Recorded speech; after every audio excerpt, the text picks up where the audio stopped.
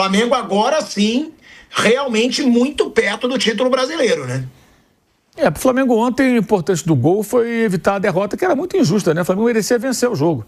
O Léo Pereira perdeu o gol debaixo da trave, o Samuel Lino estava com azar danado ontem, 2 finalizações perigosas, 3 dentro do primeiro tempo, uma do segundo, que eu acho que ele cabeçou fraco ali. Poderia ter cabeçado com um pouco mais de força, feito um movimento com a cabeça, com mais violência na bola, mas levou perigo. Teve chute do Alan Cian, teve chute do Ayrton Lucas, assim, no contrapé do goleiro, passando perto da trave, que poderia ter resultado em gol. O Flamengo criou chance, o Plata mandou bola na trave no segundo tempo. Eu só acho o seguinte, o time criou mais com os reservas do que com os titulares. Parou no Ederson, um erro outro de conclusão, uma falta de sorte aqui e ali, mas produziu mais no primeiro tempo, teve mais chances com os reservas em tese, né? Alguns nem são tão reservas assim, do que com os titulares. Acho que o Felipe Luiz fez o certo, colocou um time preservando os jogadores. Quando viu que o Palmeiras estava perdendo e podia ser campeão, a gente falou sobre isso aqui. Ele lançou os coringas dele. Vamos tentar ganhar um campeonato.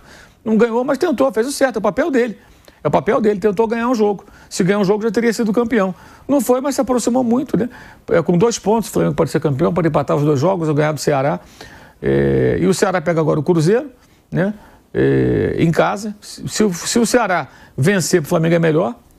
Até empatar, porque ele fica mais distante do rebaixamento, ele impede a aproximação do Cruzeiro e ele joga mais tranquilo contra o Flamengo. E o Ceará ainda tem uma possibilidade contra o Palmeiras na última rodada, possivelmente o Palmeiras fora da briga do Brasileiro, de ressaca pelo título ou dor de cabeça pela derrota na final da Libertadores, uma coisa ou outra, né?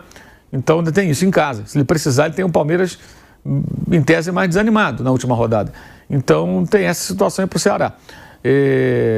Tendência que o Flamengo confirme o título na semana que vem. Agora ficou com as atenções voltadas para a Libertadores. Os jogadores pousaram no Rio de Janeiro ontem, 4 da manhã. Como disse o Felipe Luiz, depois da coletiva, foram para casa, dormiram em casa. Hoje, agora, já deve estar se representando todo mundo. Ia ter uma atividade, depois seguem para o aeroporto. Aí vai ter a Aeroflá, né? Acho que é importante. Como eu digo, o Flamengo é um clube popular, um clube de massa. O torcedor já é afastado do estádio pelo preço do ingresso, pela elitização do futebol. Tem pelo menos a chance de se despedir dos jogadores antes de uma viagem tão importante, né? A maioria massacrante não pode nem sonhar em viajar para Lima porque é muito caro. Então você tem aí uma massa de milhões de torcedores do Flamengo pelo Brasil e muitos do Rio de Janeiro que não tem condições de nem pensar em fazer essa viagem, né? Tem gente que nunca nem andou de avião, que vai estar ali perto do aeroporto olhando ali para o ônibus para tentar mandar uma mensagem positiva para os jogadores. Acho que isso é importante, sim. Acho que o clube não pode afastar os seus ídolos, os jogadores de sua gente. E acho que é importante que tenha, não é isso que vai determinar se ganhou ou não. Os caras vão chegar hoje à noite lá, Vamp, no horário de lá, 2 horas mais cedo. Vão jantar, vão dormir, o treino amanhã é 3h30 da tarde. Quer dizer, ainda vão ter uma noite de sono longa, até acordar, tomar café, refeição, treinar 3h30 e volta para o hotel, descansa, né? No caso hoje, quarta-feira, amanhã é quinta, ainda tem a sexta-feira, vai jogar no sábado, às 4 da tarde, horário local. Então tem tempo suficiente, né? Eu acho que a logística está correta, não vai ser porque teve ou não a Aeroflá que vai deixar de ganhar ou perder esse jogo. Então acho que fez o que era possível aí, o que tinha que fazer o Flamengo. Poderia ter sido mais eficiente nas finalizações, perdeu muitos gols, por isso não levou o título ontem mesmo, mas conseguiu ser mais regular e minimamente competente no momento que o Palmeiras tem sido um time muito ineficaz e vai jogar as fichas nisso aí e mudar tudo no sábado, né? Ontem também havia uma expectativa assim no começo do jogo. Acabou perdendo, né? Por 3-2 para o Grêmio, né? O Grêmio que se mobilizou para o jogo. O Atlético ontem acho que se fechou, fez o que era possível, jogou da maneira viável, né? Se fechando, se trancando ali para depois que já fez o gol num raro ataque, talvez a única jogada perigosa, em cima do Emerson Royal, que aliás, que coisa o Emerson Royal, meu Deus do céu. O Emerson Royal se parece fisicamente com o Rodinei e ele está começando a convencer os torcedores do Flamengo de que ele é pior que o Rodinei.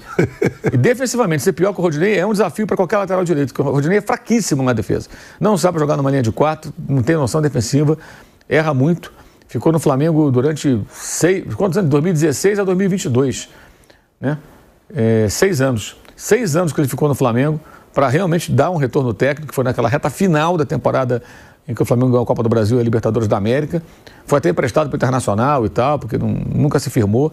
E o Royal na defesa é um desastre. O jogo contra o Sport Recife foi uma coisa calamitosa e ontem a jogada em cima dele, a sorte do torcedor do Flamengo é que domingo ele não deve jogar. Deve ser o Varela, que é um jogador cumpridor, muito mais correto, tudo, que não comete esse tipo de erro. Impressionante ontem o Royal. O Royal foi... O próprio Felipe Luiz admitiu, né, na coletiva que que ele sofreu defensivamente, claro que foi sutil, não ia esculachar o próprio jogador, mas admitiu que de fato ele tem que melhorar, e tem que melhorar muito. Não sei se consegue melhorar não, pelo amor de Deus, que coisa foi aquilo.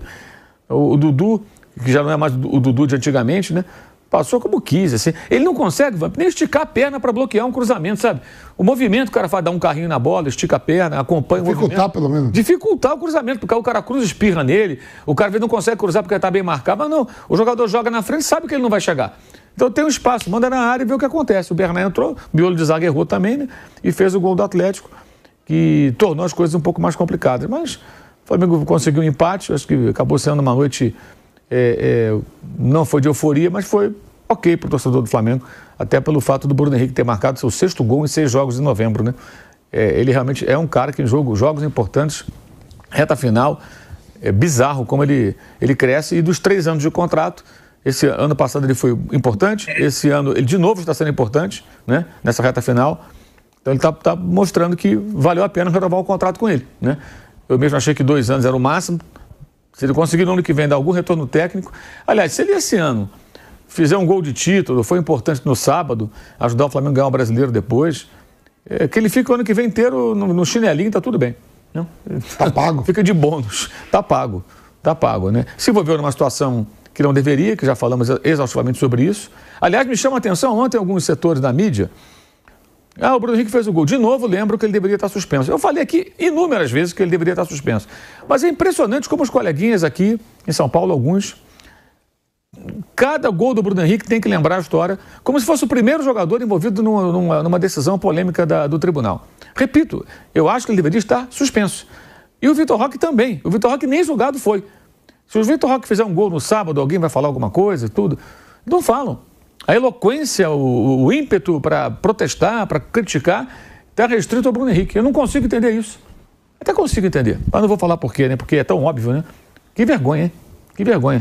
Os advogados dos 2 jogadores fizeram aquilo que se espera de advogado. O advogado tenta fazer o quê? O melhor para o seu cliente, dentro das regras, dentro das leis.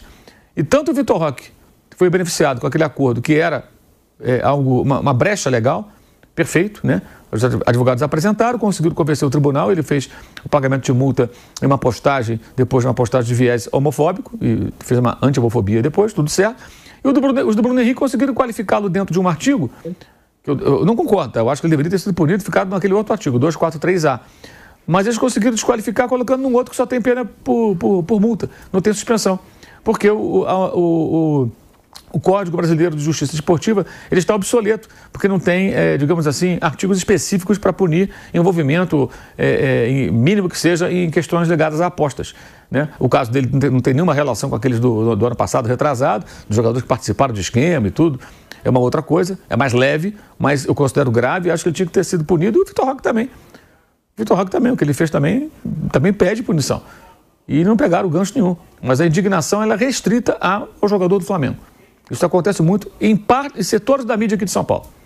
É muito interessante. Em Minas também você pode ver um ou outro e tal. É um negócio impressionante, a falta de critério. Repito, para quem pegou no meio aqui meu comentário, o Bruno Henrique, na minha opinião, deveria estar suspenso. Como o Vitor Roque também, como o Dudu, por agressar um árbitro, quando era jogador do Palmeiras, e ontem fez a jogada do gol, foi suspenso 180 dias, no final ficou em 5, 6 jogos, né? Depois de um efeito suspensivo que durou longos meses. Tem muita história assim. Edmundo na final de 97 do Brasileiro, jogando com efeito suspensivo, né? O Garrincha expulso na semifinal da Copa de 62, né? E jogou a decisão. Seleção brasileira, amigo, né? O Garrincha não era para jogar a final. O craque da Copa de 62 do Bi do Brasil jogou.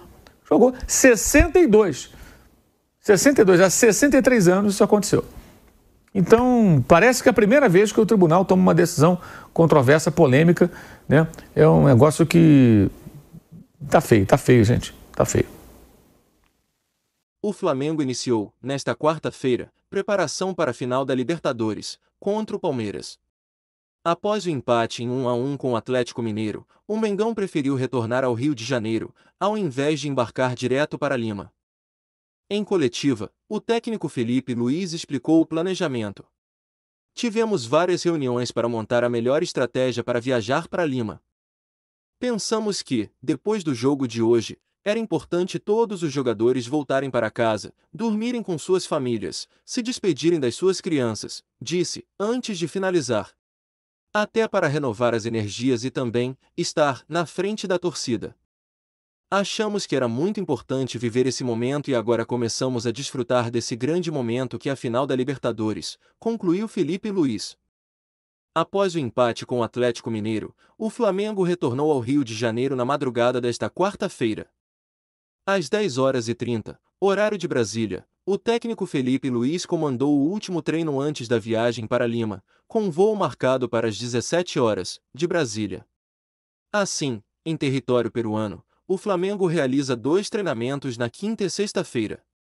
No último, inclusive, Felipe Luiz definirá o time titular que entrará em campo para enfrentar o Palmeiras, no sábado.